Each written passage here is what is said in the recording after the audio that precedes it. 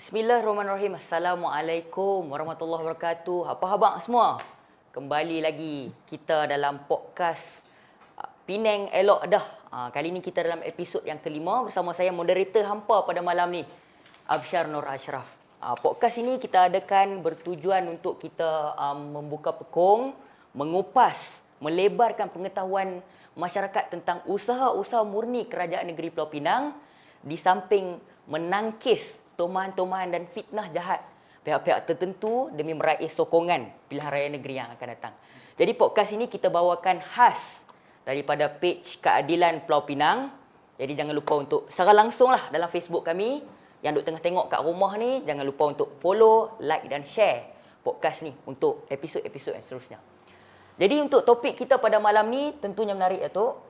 Peluang pekerjaan di Pulau Pinang. Realitinya masih ramai lah yang kurang tahu ataupun peka dengan peranan Kerajaan Negeri Pulau Pinang pada hari ini dalam kemajuan demi peluang-peluang pekerjaan yang dinikmati bukan sahaja oleh warga Pulau Pinang tetapi mereka yang berhijrah dari luar mai ke Pulau Pinang.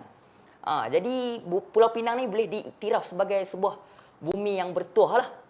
Dan Pulau Pinang juga terus dan masih berada pada landasan yang kukuh apabila berjaya menarik banyak kemasukan pelaburan-pelaburan baru yang berkualiti sekaligus dan berimpak tinggi sepanjang tahun lalu, meskipun kita dalam beberapa tahun ini, Datuk, kita dilanda dengan pandemik COVID-19. Jadi saya berasa cukup betul lah pada malam ni kerana di sebelah saya ni merupakan Datuk Abdul Halim Husin, Exco Caretaker Perdagangan, Pembangunan Usahawan dan Industri Kerajaan Negeri Pulau Pinang. Apa khabar, Datuk? Baik Ashraf. Sihat lah? Ashraf, okey. Jadi perjalanan dari Pulau Pinang tadi macam mana? Jam juga ke macam mana? Oh, jam. Jam ah? Terlalu jam ah? Pembangunan pesat Pulau Pinang. Pembangunan dan pesat. tentu related to apa? Kesesakan. Kesesakan lalu lintas lah. So traffic tadi. Trafik je agak jam. Okey, baik, Datuk. Jadi kita teruskan sesi kita ni. Saya yakin sebenarnya ramai di kalangan warga Pulau Pinang yang duk tengok secara live ni sudah tentulah kenal sosok Datuk Halim ni. Dia orang yang banyak bertemu dan berjumpa dengan penjajah-penjajah di bawah, usahawan-usahawan yang baru nak mencuburi bidang perniagaan. Semua kenal Datuk Halim ni. Tapi mungkin ada viewers-viewers kita dari luar sana yang dari negeri lain yang kurang mengenali Datuk Halim. Jadi silakan Datuk perkenalkan diri sikit, latar belakang, pengalaman, peranan Datuk dalam Kerajaan Negeri Pulau Pinang. Silakan. Okey, terima kasih. Assalamualaikum warahmatullahi wabarakatuh. Salam Ashraf. Saya anak Pulau Pinang, anak balik pulau. Anak balik pulau. Dilahirkan di balik pulau, dibesarkan di balik pulau. Pendidikan awal di sekolah St. George, seterusnya sekolah menengah di sekolah Tun Syekh Syahabudin. Oh, di Alma lah. Rapid tu. Sekolah menengah, seterusnya balik ke Penang balik di free school sampai form 6. Okey. Seterusnya diminta oleh ibu bapa saya jadi guru dulu. Oh. Dia suruh jadi guru. Kita patuhi kehendak ibu bapa jadi guru. Lepas tu saya melanjutkan pelajaran keluar negara dan ambil bidang lain pula, bidang finance dan seterusnya peringkat sarjana di USM. Okey. Dan mula dengan tadi saya sebut jawatan guru, lepas tu pengurus kanan sebuah bank dan seterusnya saya jadi training consultant antara 2001 hingga 2007. Okey. Dan seterusnya menceburkan diri sepenuh masa di dalam politik 2008 sebagai speaker DUN dulu. Speaker DUN tahun 2008. Betul Dan 2013 sampai 2018 tu tanding lagi sekali tapi tidak berjaya yang kali kedua tu.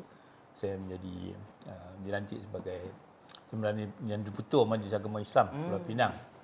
Dan lawan lagi 2018 dan seterusnya terpilih sebagai Adun Batu Maung dan Exco Kerajaan Negeri mulai 2018 hingga penggal yang baru ni tamatlah. Ditamatkan. Okey, so itu perjalanan latar belakang saya dalam tempoh penceritaan yang diminta tadi lah. Jadi Datuk memang lalui banyak onak ranjau berduri lah kata. Okey, jadi liku-liku tu sebelum gelar sebagai seorang Exco Pembangunan Usahawan Industri dan Perdagangan. So Exco ni dia macam perdagangan, dia melibatkan perdagangan antarabangsa dan dalam negeri.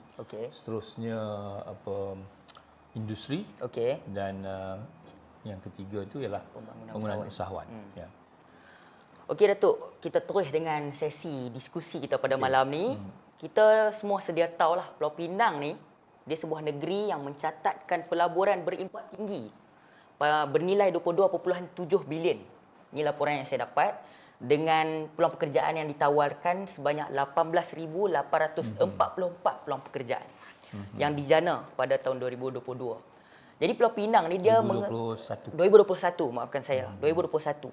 Jadi Pulau Pinang ni dia mengekalkan kedudukan dia sebagai destinasi terunggul pelaburan utama dan hub yang rantau ini yang berterusan lah, berikutan pertumbuhan yang pesat dan berterusan sekaligus pembangunan yang begitu hebat berkaitan di negeri ini. Jadi Datuk, dengan rekod-rekod cemerlang lah saban tahun ya daripada tahun 2008 sehingga tahun ini, dengan rekod-rekod yang cemerlang, tinggi dan pelaburan-pelaburan jangka masa pendek dan panjang, sejauh mana Datuk melihat pelaburan ini mampu untuk beri kesan menyumbang terhadap peluang-peluang pekerjaan di Pulau Pinang, dan ialah peluang pekerjaan di sini bukan saja kepada warga Pulau Pinang sebenarnya, tapi bahkan ramai dari negeri-negeri jiran, Kedah misalnya, Perlis, Perak yang datang berhijrah untuk mencari peluang pekerjaan di sini. Sebab ramai orang kat luar sana, yang Datuk kan, bila kita jumpa, bila kita turun, bila kita cerita, Penang ni antara negeri yang pelaburan tertinggi.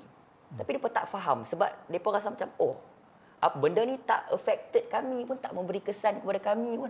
Sebab dia rasa macam, pelaburan tertinggi tu tak memberi kesan dekat dengan mereka. Jadi Datuk boleh ulas sikit tak tentang isu ni? Saya mulakan dengan actually sejarah transformasi industri Pulau Pinang ni bermula pada tahun 70.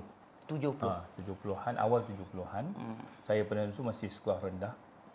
Bagaimana dari balik pulau tu kita naik bas ke Georgetown ni, kita dapati kawasan-kawasan sawah padi di Bayan Lepas sampai ke Kampung Jawa, Sungai Libung tu ditukarkan ke kawasan perindustrian. Ini bermula pada awal tahun 70-an itu.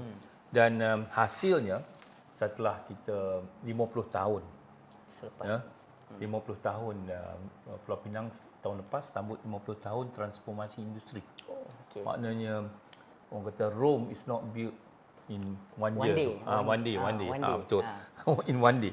Jadi untuk membina ekosistem industri ini, dia melalui satu tempoh yang panjang hingga sampai ke tahap di mana Pulau Pinang sekarang ada hari ini. Dia menjadi satu negeri yang jadi tumpuan pelabur dan juga disebut sebagai Silicon Valley of the East. Silicon Valley of the East. Kalau California dia Silicon Valley di California, tapi di Asia ini Pulau Pinang Silicon Valley of the East. Ini yang menjadi tarikan pelabur sebab ekosistemnya tu dah terbina. Maknanya vendor dia ada. Jadi pelabur yang datang tu dia ada supply chain, rangkaian bekalan yang sedia ada. So apa yang saya nak relate di sini ialah ini dengan visi Ketua Menteri lah. YB Chow bila 2018 bila dilantik sebagai Ketua Menteri pada 29 Ogos yang lalu, dia 2018 dia mulakan dengan visi satu-satunya Pulau Pinang, satu-satunya negeri di Malaysia ni yang dan kerajaan negerinya ada visinya, meletakkan visi ke mana hala tuju Pulau Pinang.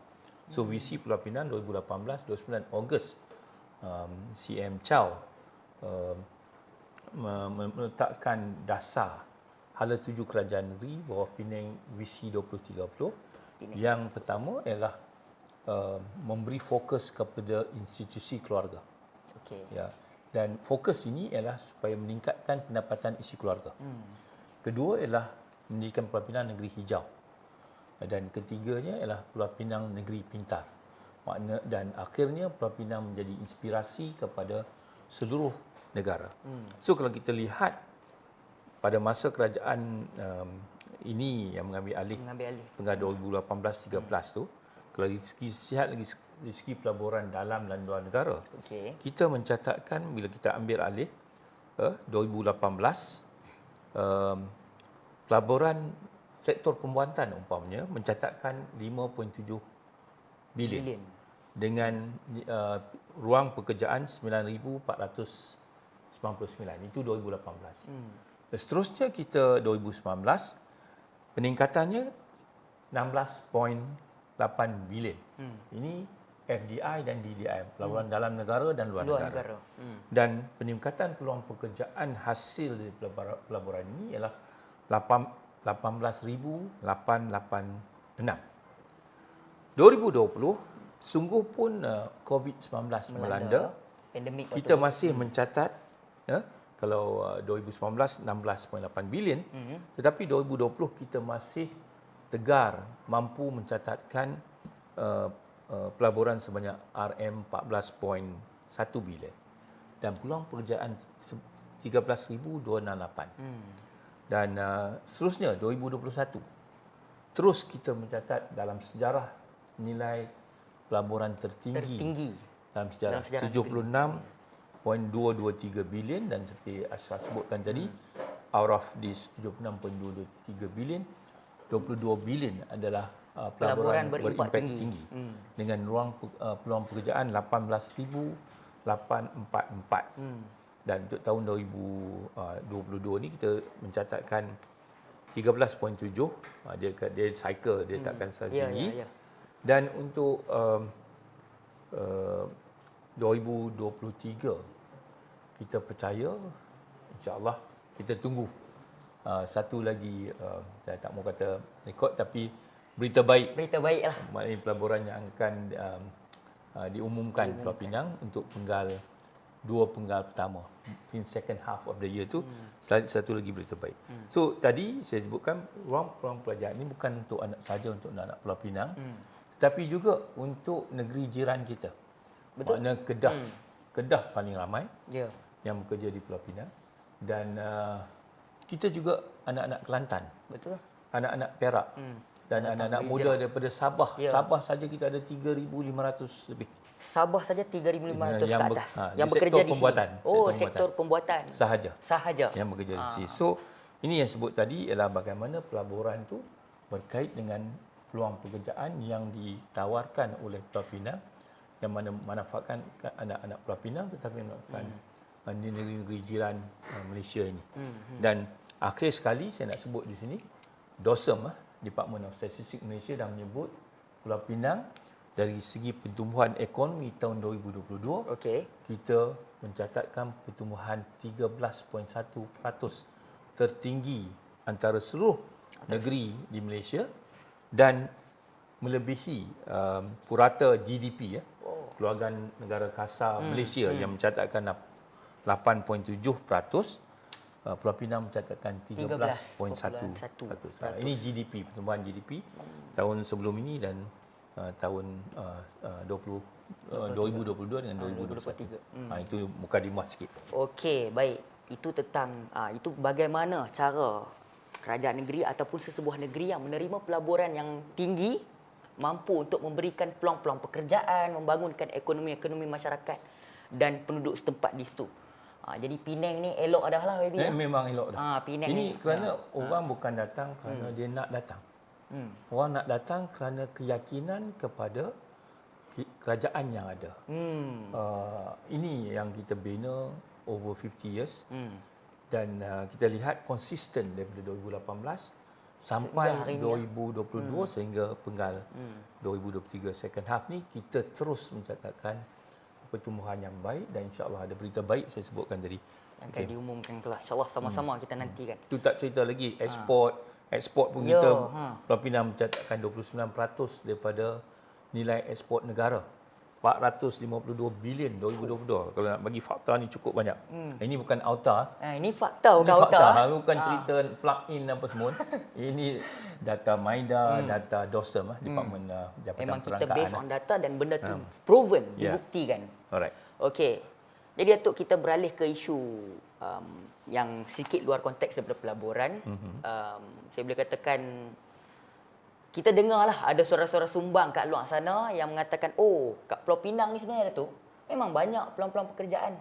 Kan? Macam kami orang muda sebenarnya banyak, memang luas peluang-peluang pekerjaan di Pulau Pinang ni. Cumanya yang jadi masalahnya adalah peluang-peluang pekerjaan ni, depa lah duk kata didominasi oleh golongan-golongan warga asing. Kan? Depa siap bagi fakta lagi lah. Depa kata ini dibuktikan lagi dengan perancangan kerajaan negeri kita lah, kerajaan negeri Pulau Pinang yang semakin pesat, semakin dari day by day, hari ke hari, saban tahun makin banyak asrama-asrama pekerja asing didirikan dan sebagainya. Saya tak rasa benda tu related pun sebenarnya Datuk kan. Tapi apa pendapat Datuk sebenarnya? Benda tu dia affect tak sebenarnya? Oh, saya cerita sikit. Okey. Kalau kita lihat Pulau Pinang, dia dah dulu volume manufacturing. Volume manufacturing ni dia maksudnya kita sibuk especially tahun 80-an, Okey. 90-an untuk mengeluarkan produk tu sebanyak mungkin. Jadi kita secara manual dulu. Secara manual. Tetapi kalau kita lihat peralihan 2000, pertengahan tahun 2000 lah. Kita mula ke arah automation, ke arah otomasi. Dan ke arah automation ataupun robotik ini dia memerlukan tenaga kerja mahir. Tenaga kerja mahir. Yang selalunya lepasan TVET lah. Ya. Mereka perlu ada kemahiran ini untuk kuasai automation ni. So bila itu berlaku, pergantungan kepada tenaga kerja murah ni, yang mana yang dulunya tadi, kita ambil tahun 90-an punya, banyak pekerja-pekerja asing. So bila masuk tahun pertengahan 2005 ke atas tu, pengurangan tu paling ketara sekali. Yang ada pekerja asing ni yang SMEs ni, SME lah. yang kecil-kecil yang lagi. masih. Dan multinasional ada sikit, tapi terdapat pengurangan dengan drastik pengantungan kepada pekerja asing. Dan kalau di sektor pembuatan sebenarnya terdapat pengurangan yang ketara sekali. Yang ada pekerja asing Pulau Pinang ni yang 3D lah. Difficult, dangerous. Itu ada. Di sektor pembuatan kita dapati banyak kilang dah tenaga lokal menjadi keutamaan. Jadi keutamaan. Utamaan dia. So dan isu pekerja asing tu sebenarnya dari segi hostel. Dari segi hostel. Apa yang berlaku ialah kita menempatkan semula pekerja asing yang duduk di residence yang ke kawasan-kawasan perumahan. zon. Kita dah buat zoning untuk membina hostel di kawasan industri. So sekarang ni transformasi ataupun perpindahan secara berkala, berperingkat untuk letakkan mereka di kawasan yang sesuai yang tidak mengganggu residence lah. Dulu dia sewa rumah. Dia sewa aja Itu yang berlaku. Yang itu. Tapi sekarang ni kita di peringkat peralihan mereka di kawasan-kawasan yang zon industri atau kawasan yang tidak bercampur dengan residence. Jadi sebenarnya memang berlaku orang kata peralihan Kita tengah dalam proses perpindahan mereka perpindahan. Dan benda tu Datuk sebutkan tadi dia berlaku sejak zaman milenial tahun 2000 2005 ke atas disebabkan faktor-faktor seperti tenaga buruh mahir yang diperlukan. Dua benda saya sebut. Satu, kita dah ke arah transformasi automation, IR 4.0. 4.0 IR 4.0. Industri revolution 4.0 tu pengantungan kita latih tenaga TVET rupanya supaya mereka mahir menguasai robotik automation ni. Dan ini tak dapat dikuasai oleh tenaga murah pekerja asing. Okey, baik Datuk. Jadi itu tentang isu warga asing dan peluang-peluang pekerjaan terhadap anak-anak Pulau Pinang. Jadi kita beralih pula kepada peranan kerajaan negeri sebenarnya dalam mewujudkan ekosistem ekonomi yang lebih mapan selain bergantung dengan hidup secara makan gaji. Datuk pun tahu kan sekarang keadaan ekonomi agak keterdesakan, hidup tu agak teruk. Jadi ramai yang sekarang bergantung dengan cara makan gaji. Kerajaan pada hari ini, terutama sekali dasar dan polisi yang telah diterapkan oleh Perdana Menteri kita, PMX kita, termasuklah Kerajaan Negeri Pulau Pinang sejak tahun 2008. Saya dengar memang banyak dah yang menggalakkan rakyat untuk menceburi bidang keusahawanan dan perniagaan. Ya. Yang saya tahu kerajaan negeri sendiri ada banyak insentif dan skim-skim yang ditawarkan dalam menggalakkan ramai rakyat menceburi bidang keusahawanan, perniagaan dan sebagainya. Saya dengar ada skim pinjaman harapan lah, program bantuan peralatan perniagaan lah, program tani muda lah. Semua ini diusahakan dan dimurnikan oleh kerajaan negeri sejak tahun 2008. Jadi saya nak tanya pendapat ataupun pengalaman Datuk sendirilah.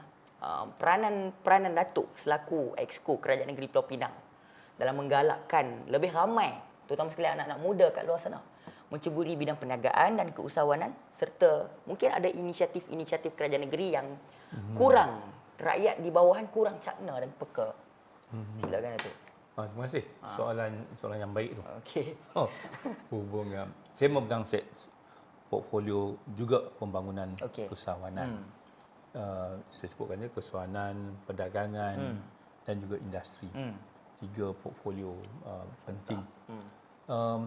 2018-2019 bila dasar Penang Visi 2030 tu, 2030 tu yang dimulakan oleh CM Chow, Ketua Menteri Chow tu, yang meletakkan memberi fokus kepada keluarga. Dan disebut juga bagaimana nak meningkatkan pendapatan isi keluarga, to increase the household income of the family. Maknanya selain daripada mereka menaikkan gaji, bagaimana nak tingkatkan pendapatan mereka ini. So dan juga negeri pintar. Negeri pintar ke arah Mana negeri penguasaan teknologi. Ya. So 2018 bila dasar itu diperkenalkan, portfolio saya memulakan kursus-kursus digital. Kita mulakan sejak 2018 lagi. Maknanya bagaimana memasarkan barangan secara atas talian. Dan kita latih dalam tempoh 2018 bila kempen ini dimulakan, Ogos tu 2019, setahun tengah kita dah berjaya melatih pada masa itu 1,600 usahawan untuk familiarize, biasakan dengan pemasaran atas talian ni. Maksudnya pemasaran atas talian ni menggunakan platform seperti Facebook, TikTok, IG semua tu. Ya, kita menggunakan yang depan. Tetapi masa tu kita baru dapat melatih 1,600. Orang setengah tak kisah masa tu tak berlaku COVID. Betul. Bila berlaku COVID Februari, dia tak rasa perlu. Bila berlaku COVID-19, di mana penjualan secara fizikal ni tidak dibenarkan dalam tempoh PKP, MCO tu, Movement Control Order tu tidak dibenarkan, masa itulah accelerate.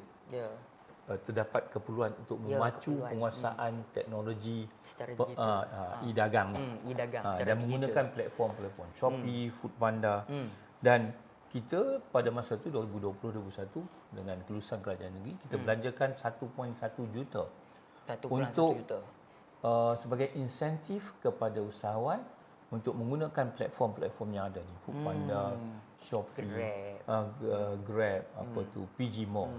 Dan hasil dalam tempoh 2 tahun tu ramai usahawan sebanyak 30,000 dalam tempoh 2 tahun itu terlibat diri kerana COVID itu memaksa mereka untuk ada keterdesakan dan kita berjaya menarik ramai usahawan untuk melibatkan diri dalam platform e-dagang. Itu satu.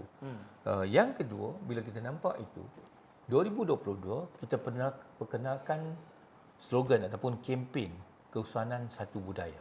Keusahawanan satu budaya Di Pulau Pinang. Kerana kita percaya orang nak jadi usahawan ni dia bukan esok nak jadi usahawan, esok nak berjaya.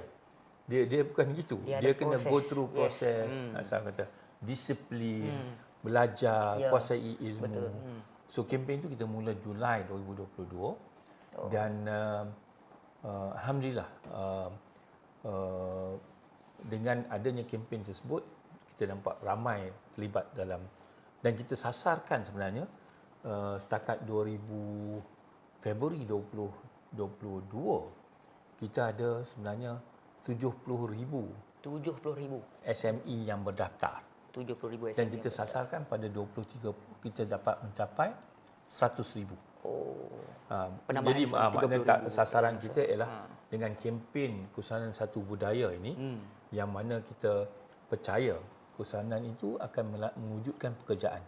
Betul. It's all about job creation. Bila seorang jadi usahawan, dia perlu 2-3 orang bantu. Dia pula tawarkan peluang pekerjaan. Dan usahawan juga dia kena kreatif. Betul. Dia kena ada reka cipta. Ni nak masuk Madani ni. Ni. Reka cipta. Reka cipta, sustain. Jadi usahawan macam Pulau Pinang, to sustain peluang pekerjaan ni. Continuous growth. Tadi pertumbuhan 13.1%. 13.1%. Mampan. Bila jadi usahawan dia sejahtera. Aman dapat mencukupi anak bini keluarga dia. Ketiga, reka cipta. Keempat, dia kena ada respect dengan pelanggan dia. Customer service. Kelima, dia perlu ada keyakinan. keyakinan, Betul. yakin diri itu. Dia boleh jadi usahawan bukan saja dekat lokal, dia boleh jadi usahawan regional dan global, dan akhirnya dia kena ada apa yang dia dapat, dia kena ada care and compassion, ihsan. Ihsan. Beri balik. Bayar zakat, Ya. bayar cukai. Ya, Pulangkan kepada yang berhak. itu bagus. Itu dua. Banyak lagi kalau nak sambung. Jadi selaras. Usaha Persatuan Satu Budaya ni selaras dengan Malaysia Madani Ya. yang diperjuangkan oleh Perdana Menteri. PMX kita. Juga selaras dengan usaha kerajaan negeri untuk meningkatkan pendapatan isi keluarga, for family focus state tu, dan juga negeri pintar. Negeri pintar menguasai teknologi platform atas talian e-dagang ni. So dan kalau dalam tempoh tersebut sungguh pun COVID, kita ambil kesempatan COVID, banyak penjaja-peniaga yang berlesen 14,000 sebenarnya. 14,000. Yang dapat 2 kali one off 500. Dan kita juga sediakan pinjaman tanpa faedah. Pinjaman tanpa faedah. Kita gunakan PDC sebagai agensi pelaksana. PDC, Penang Dan Development Center. mereka yang benefit sebanyak 2,500 dengan jumlah pinjaman kita panggil skim PK1, skim PK2, skim PK3 sebanyak 45 juta. 45 juta ditawarkan. Skim pinjaman tanpa faedah. Ya. Untuk tempoh tu moratorium dia 6 bulan. Ini kita mulakan pada Ogos Mei 2020. Dan yang akhir sekali berakhir pada Ogos 2022. 45 juta. 45 juta. Tanpa faedah. Tanpa faedah. 6 bulan. Ini bukan skim pinjaman harapan tu lain pula. Skim pinjaman harapan yang tadi. Skim pinjaman harapan masih ada lagi. Masih ada lagi masih terbuka. Skim pinjaman mudah. Dia tak seteruk syarat pinjaman bank. Itu masih ada. Itu dah benefit sebanyak, sekarang kita ada 3,300 peminjam dengan jumlah pinjaman yang kita keluarkan dah sejak kita mulakan 25 juta. 25 juta. Itu makna dalam masa COVID tu kita cari jalan bagaimana nak terus membantu usahawan. Kita tahu COVID ni dia banyak usahawan yang tutup kedai dan sebagainya. Kita nak memulihkan ekonomi, bangkit semula. Bangkit semula. Bangkit semula. Dan sekarang ni bila fasa peralihan tu habis, April 2022, kembalilah semua aktiviti expo seperti Penang Halal Expo. Baru yang ke-12 baru saja habis. Bulan Julai yang baru ni. Lepas tu Semicon yang tu industri E&E. Dan juga Penang International Food Festival yang PIFF, dan tahun lepas Penang International Food Halal Food and Warisan. Pada Disember tahun lepas. Sekali dengan tempoh World Cup tu. Yang menarik ramai 60,000 pengunjung. 60,000 pengunjung datang. Penang Halal Food and Heritage. Kan Penang UNESCO, negeri warisan. Negeri warisan. 60,000 yang hadir.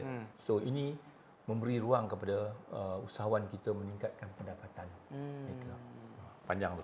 Panjang lebar tu. Datuk Halim explain kat kita peranan beliau sebagai seorang itu belum masuk yang itu baru dari segi perdagangan, keusahawanan, belum masuk tadi kita sebut tentang pelaburan E&E. Tetapi kita jangan lupa Penang ni tourism, medical tourism. Kita ambil pengunjung dari Medan sendiri yang datang ke Pulau Pinang, average tahunan 238,000 yang dari Medan sahaja ke Pulau Pinang untuk medical tourism. So kita ada pelaburan dari segi E&E, kita ada pengunjung yang datang untuk medical tourism, kita ada expo-expo yang meningkatkan pendapatan usahawan. Itu dia serba-serbi. Kalau nak cerita saya rasa Tak ada selingan itu dah serba-serbi lah. Kalau nak cerita saya rasa memang panjang lebar lagi lah kan. Peranan Datuk Halim mengemudi Expo Perdagangan, Pembangunan Usahawan dan Industri di Pulau Pinang. Datuk, kita ke soalan yang lebih panas sikit lah. Panas? Panas sikit. Kan? Kena kopi panas tak ada. Air suam. Panas sikit lah. Okey. Tahun 2020 Datuk, ada seorang, kita kata mantan lah. Mantan menteri yang besar di Kedah. Semua mantan. Semua mantan dah. Dengan Datuk pun mantan juga. Mantan Adun. Mantan Adun, Caretaker mantan Exco, caretaker. Ya. Jadi ada seorang mantan menteri besar di Kedah. Dia pada tahun 2020 lah, dia telah meluluskan permit teroka lah terhadap satu mineral baru yang dipanggil REE, Rare Earth Element, yang dianggarkan kalau kat Kedah tu saja Datuk, mereka punya anggaran sekitar 62 bilion. 62 bilion tersimpan di bawah nadir bumi, dan mereka kata pula ditemui di daerah Sik. Ini menteri besar lah yang kata. 2020. Tahun 2020. Nama tak dengar cerita tu? Itulah, itu tahun 2020. Dah lombong dah kan. Ya saya duk dengar lah pun tu. Dengar orang duk curi je lah tahun tu kan. Tapi statement ni daripada tahun 2020 tu, Harakah Daily pun still simpan lagi statement tu. Okey. Kalau nak diikutkan, kalau jumlah 62 bilion tu, hasil tu, kerajaan negeri sebenarnya dia boleh manfaatkan macam-macam benda. Baik dari peluang pekerjaan lah, perubahan kos rendah lah, apa semua. Bahkan jumlah tersebut juga macam-macam lah boleh buat kan untuk sebuah kerajaan negeri. Jadi Datuk, saya nak tanya, sejauh mana Datuk tengok benda ni? Adakah ni sekadar mainan ataupun retorik politik yang dimainkan oleh seorang mantan menteri besar di Kedah yang mungkin mencemburui lah, saya boleh kata mencemburui lah kemajuan di Pulau Pinang.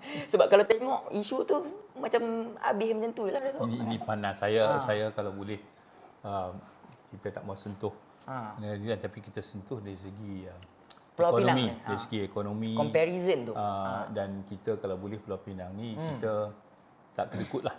Sebenarnya kalau Pulau Pinang ni, kita negeri kecil. Okey. Tanah tak banyak.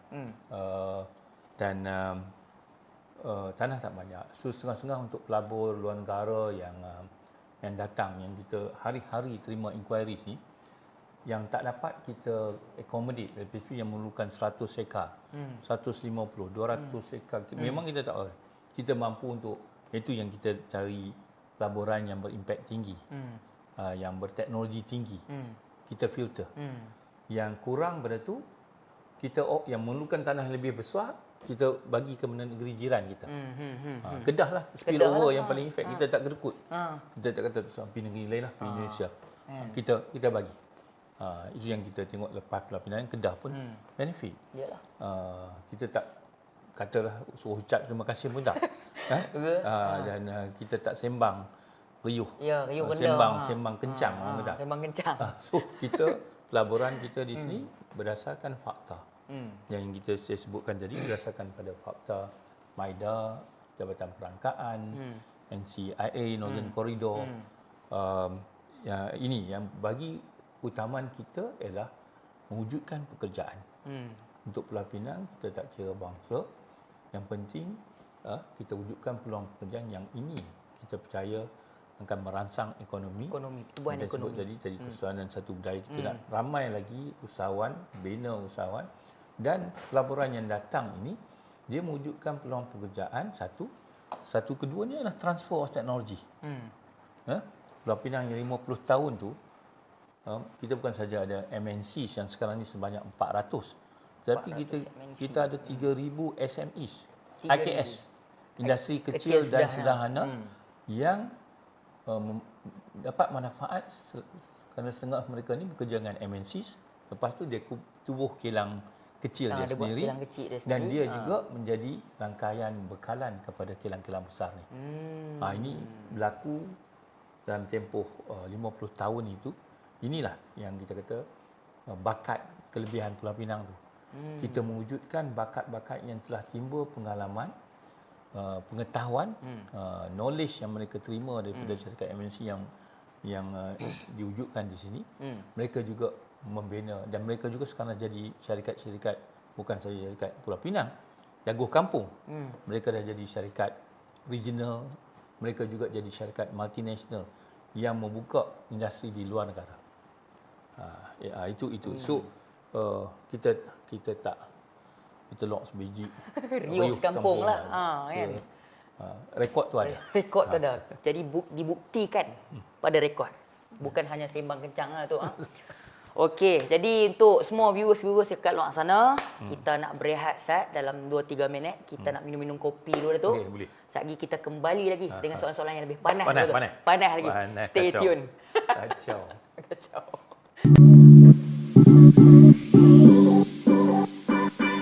Hai semua, Assalamualaikum warahmatullahi wabarakatuh. Tachahau and Vanakkam. Jadi hari ini saya nak bawa hampa untuk explore ada apa dekat Pulau Pinang. So, jom Pulau Pinang adalah negeri berbagai budaya yang telah sekaligus menjadikan ia salah satu negeri di mana terdapat pelbagai makanan yang menarik dan lazat. Kepelbagaian budaya ini telah lama diamalkan di negeri Pulau Pinang, terutamanya dari segi makanan, bahasa dan seni bina bangunan seperti rumah, tempat ibadat dan tempat penginapan. Jom ikuti perjalanan saya di syurga makanan di Pulau Pinang. Okey, saya nak roti bakar telur goyang cheese satu.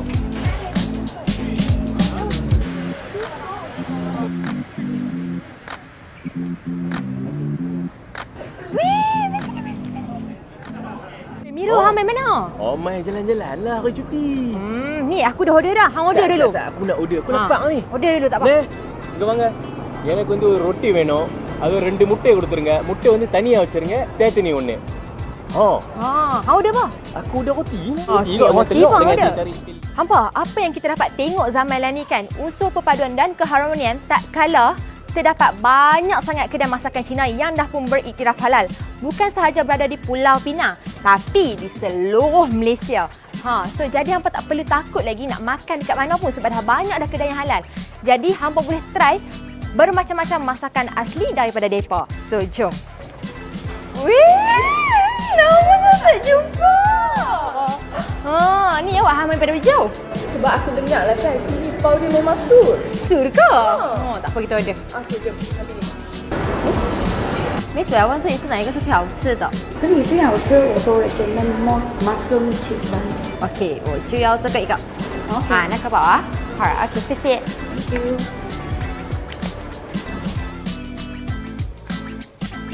Wih, sedapnya.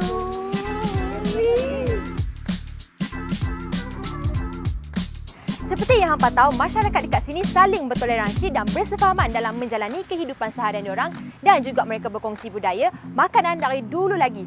Secara tak langsung, benda ni juga memberi impak yang positif kepada ekonomi dan juga rakyat umum yang berada di Pulau Pinang. Ayolah kita berusaha untuk mengekalkan kemakmuran dan kestabilan yang dinikmati pada masa ini.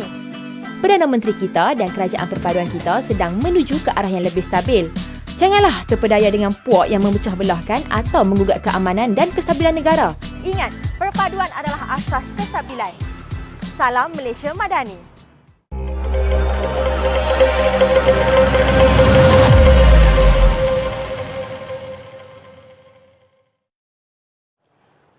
Okey, jumpa lagi kita dalam podcast Penang Elok Dah bersama dengan saya, Datuk Haji Abdul Halim Husin, Exco Perdagangan, Pembangunan Usahawan dan Industri Kerajaan Negeri Pulau Pinang. Sekarang caretaker lah tu. Ya. Okey. Jadi tadi kita dah tanya few question tentang peranan Datuk, tentang kepentingan pelaburan negeri kat Pulau Pinang ni. Datuk pun dah hurai panjang lebar. Sekarang kita pergi soalan tu, kita pergi naratif dia ke kiri sikit. Okey. Okey. Ada kiri sikit kan. Okey. Datuk, ada satu lagi soalan yang mungkin sedang bermain-main di fikiran rakyat di bawahan tentang statement lah seorang mantan menteri besar di Kedah. Datuk mungkin selaku seorang exco di kerajaan negeri kan, seorang exco, dia pula seorang menteri besar di Kedah. Baru-baru ni dia ada mention lah Datuk. Dia kata dia keluar kenyataan yang Kedah ni takkan jual pasir, takkan jual batu, takkan jual semua. Kan? Lepas tu dia pula bagi alasan dia tak jual itu sebab dia tak mahu projek PSI itu berlaku. Okey, itu tentang projek PSI lah kan. Sedangkan kita tahu, ni saya cerita sikit, projek PSI ni mungkin mampu menyumbang sekitar 2.2 trilion KDNK dan menawarkan lebih daripada 400,000 peluang pekerjaan. Itu tentang PSI.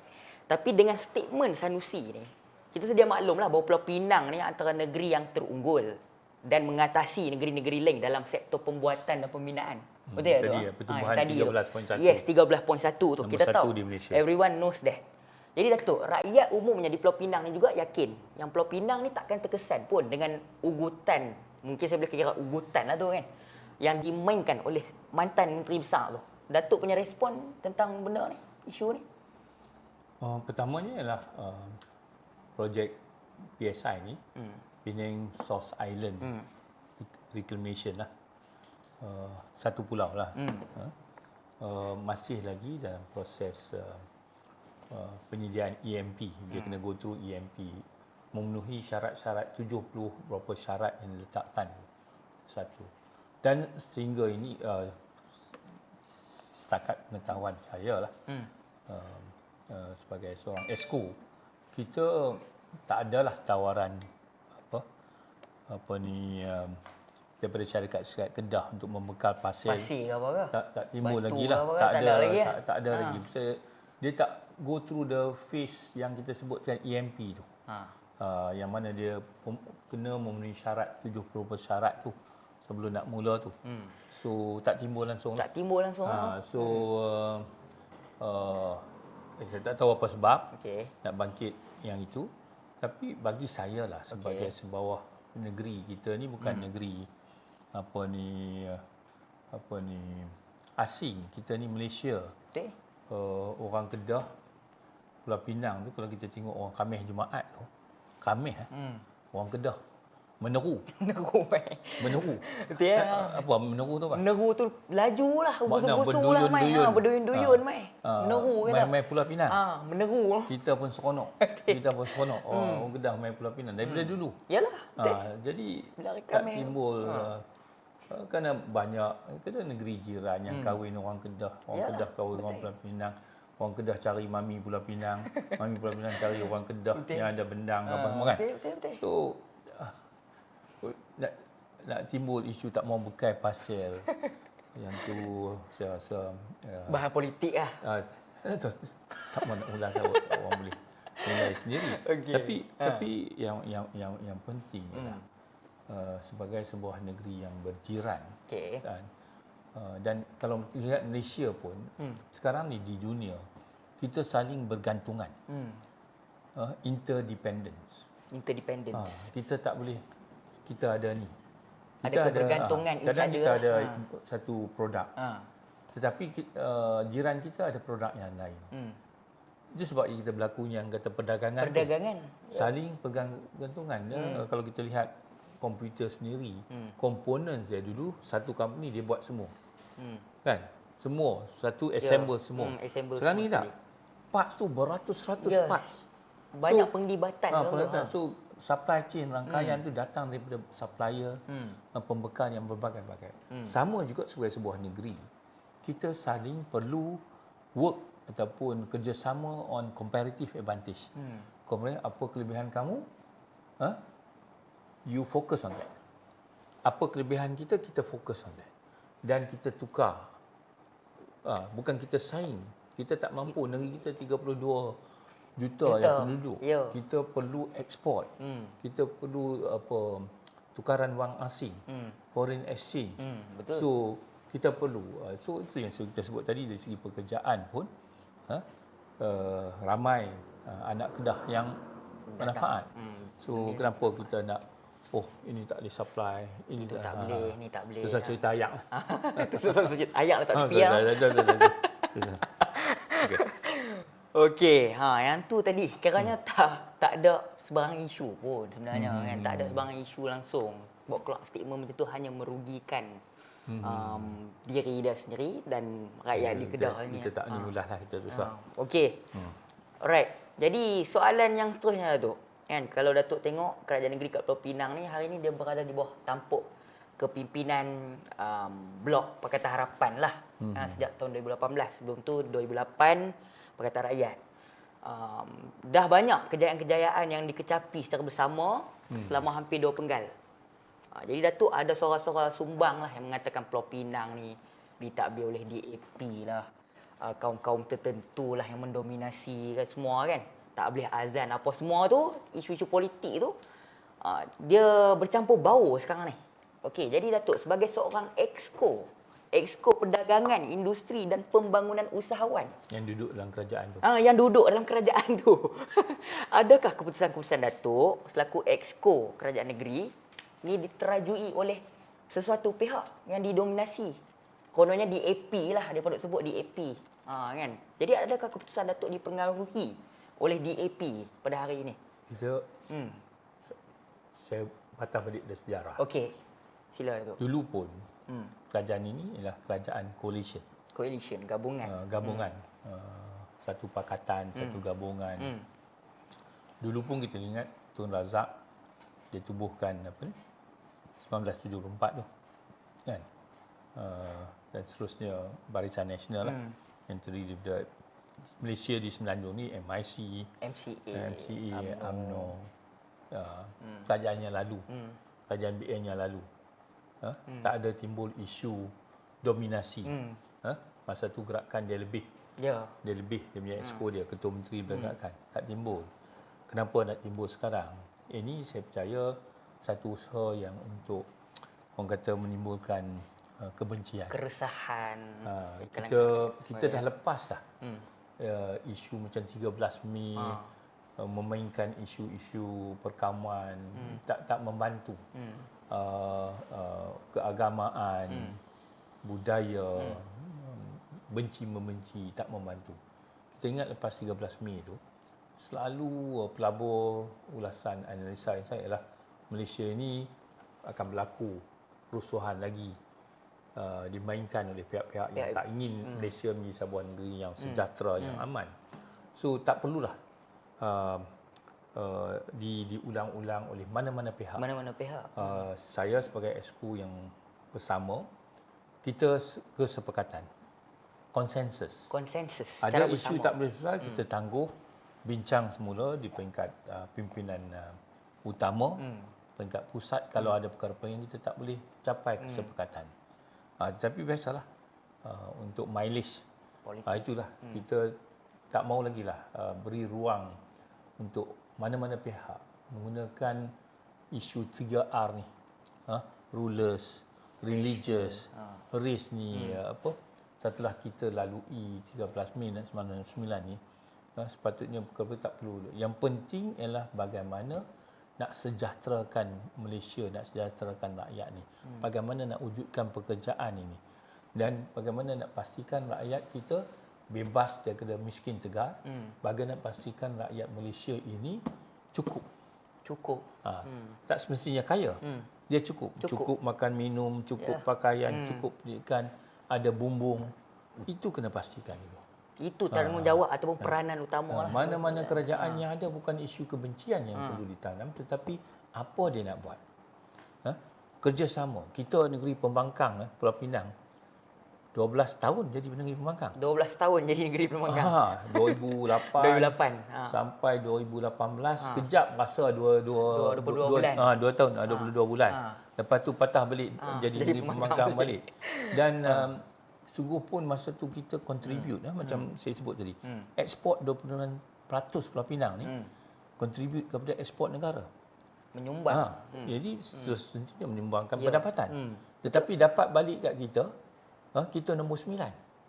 Kita jadi nombor pendapatan 9. kita bagi kita yang ketiga terbanyak bagi kat pusat. Tapi dapat balik dari segi bentuk pembangunan infra, kita dapat ranking nombor 9. Nombor 9. Tapi kita tak bising. Kita tak kayuh. Kita relax. Nak buat macam mana? Yalah. So sekarang ni kita haraplah kita bising. So kalau jadi negeri pembangkang macam Kedah kan, tak payah bising, kerjasama. Betul. Sepatutnya lah. Kesejahteraan rakyat tu yang betul. Tak payah cerita ni nak kebencian, personal, attack, segala-gala dalam menteri, attack Pulau Pinang. Penang milik Kedah lah apalah. Itu dah berlalu dah. Retorik macam tu saya rasa semua anak muda pun boleh memikirlah. Boleh menilai. Betul. Profesional boleh menilai. Kerana kita tak mau lagi kita yang satunya negari yang kita panggil Asian Tiger ni, ke belakang semula. Ke belakang balik. Setelah kita at one time jadi negeri yang pertengahan 96 tu, kita jadi negeri yang di respect, Asian Tigers. Disegani. Masa tu Perdana Menteri, timbalan Perdana Menteri, Menteri Kewangan, Datuk Seri Anwar lah, PMX kita. Jadi Menteri Kewangan terbaik diiktiraf.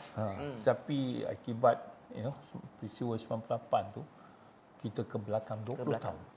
Kita lihat negara jiran begitu hebat menyaingi kita. So kita nak move forward. So letak sebelah je. Yang penting kita percaya rakyat boleh membuat penilaian lah. Okay. Itu penjelasan panjang lebar pada Datuk. Kan. Jadi soalan seterusnya Datuk, kita ringkaskan sebelum kita pada penutup daripada Datuk. Soalan seterusnya soalan yang kepentingan lah untuk Datuk panjangkan panjang lebar tadi, Datuk story panjang lebar tadi tentang success story, kehebatan, keunggulan Kerajaan Negeri Pulau Pinang dan apa peranan Datuk selaku Exco Perdagangan, Pembangunan Usahawan dan Industri di Pulau Pinang. Dan macam-macam lah ya, menawarkan peluang-peluang pekerjaan, menggerakkan rakyat mencuri bidang keusahawanan, perniagaan dan sebagainya. Jadi pendapat Datuk, kan, sebab 12 hari bulan Ogos kita hari nak mengundi ni, nak keluar mengundi ramai-ramai ni. Jadi ramai juga penonton-penonton kita kat luar sana yang saya rasa bukan saja dari Penang. Ada yang menonton kita secara langsung dari Kedah, dari Selangor, dari Perlis, dari Perak yang akan turun balik mengundi 12 Ogos ni. Dan pendapat Datuk, apa kepentingan untuk kita kekalkan kerajaan negeri yang sedia ada dalam pilihan raya negeri yang ada ni, yang akan tiba ni? Uraikan sikit Datuk. Kita baru diumumkan lah bahawa Pagi tadi. pilihan raya akan berlaku pada 12 Ogos Hari pengundian lah. untuk 6 buah negeri ini. Dan kita kena, saya haraplah, harapan saya ialah supaya kita membuat pilihan yang bijak. Ya. Malaysia dah lalui satu tempoh gelap. Bagi saya gelap lah. Sejak 1998. Sejak 1998. Politik kuasai kerajaan, aktiviti kerajaan ni. Orang dah muak dah. Betul. Sejujurnya. Orang dah muak dah. Kita, mana-mana parti yang bercadang membentuk kerajaan, kena pastikan retorik dia tu bagaimana dia boleh membuat lebih baik untuk memberi manfaat kesejahteraan rakyat. Itu yang penting. Bukan nak jadi champion kaum, nak jadi champion agama, dengan dan juga attack serangan-serangan di segi peribadi. Itu Tetapi banyak sekarang. kita tunjukkan apa yang kita boleh buat lebih baik Betul. untuk Buktikan. kesejahteraan rakyat. So kita lihat saat saya kata ke zaman gelap ni 98 2000 hingga ke 2018 kita ada harapan tu. Ya. Nama pun harapan Nama tu pun kan. harapan. 2018, 2022 tapi dikhianati. Dikhianati. Dia potong kat corner. Dikhianati. Kita tahulah siapa yang khianat tu. Betul. So kita tak mau kembali. Lepas tempoh 20 bulan tu kerajaan yang ambil alih tu orang dah lihat. Kita ada 3 Perdana Menteri. 3 Perdana Tiga Menteri. Perdana Menteri dalam tempoh yang dalam cepat. tempoh Dan singkat. semua boleh dapat menilai apa yang berlaku. Betul. Menteri banyak. 77. 77 kabinet waktu tu. Kabinet menteri banyak. Belanja ni tak usah kita. Yalah. Tapi hasil tu kita tak tahu. Ada masuk, tak tahulah, masuk parti ke, masuk apa, kita pun tak tahulah.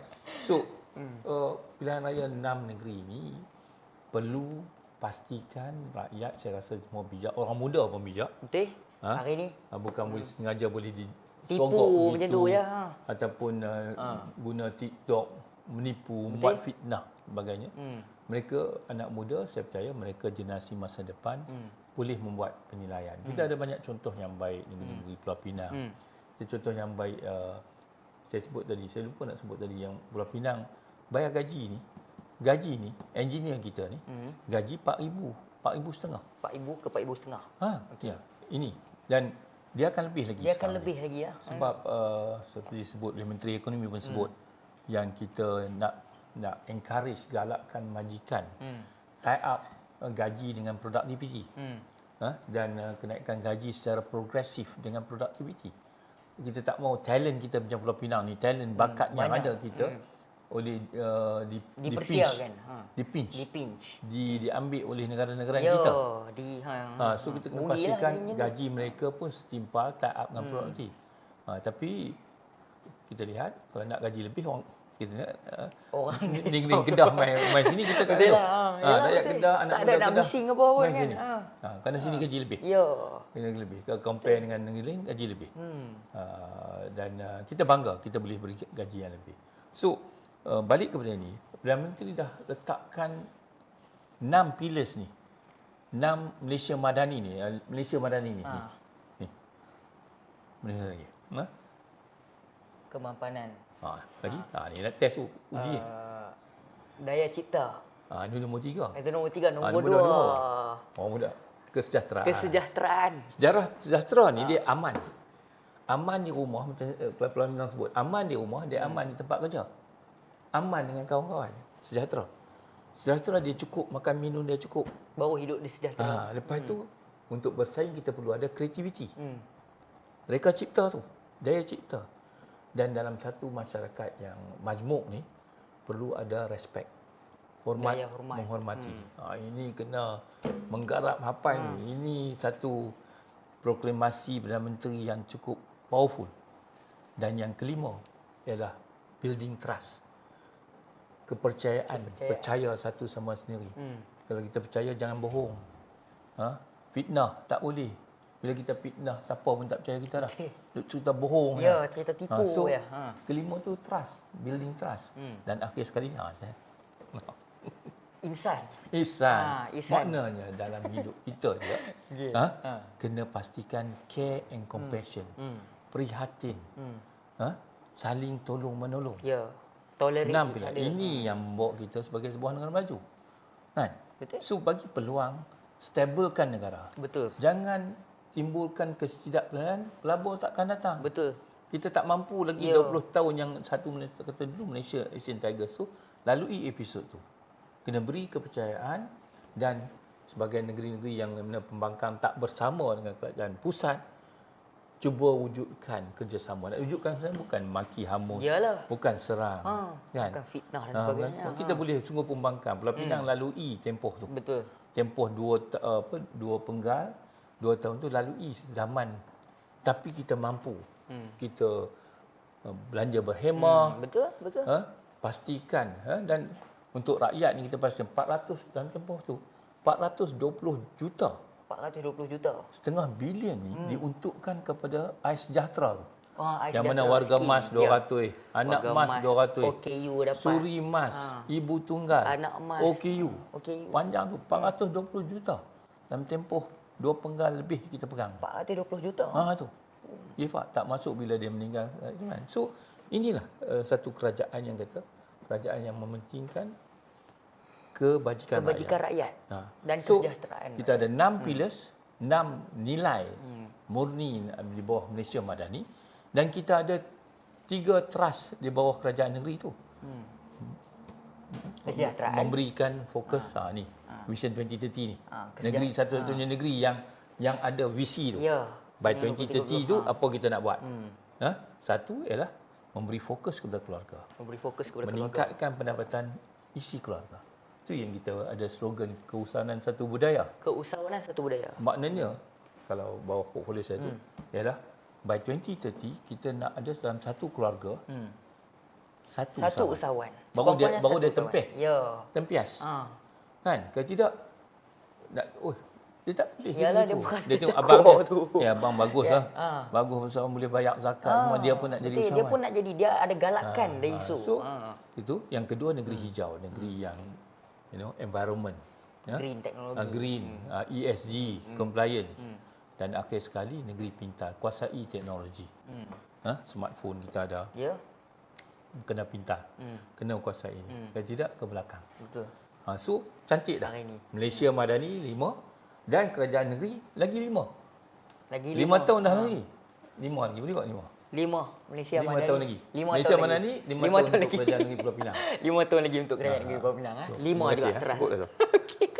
Itu harapan saya. Okey. Anak muda, jangan tertipu, jangan terperdaya. Kita ada contoh yang baik di sini, peluang pekerjaan yang cukup baik di sini.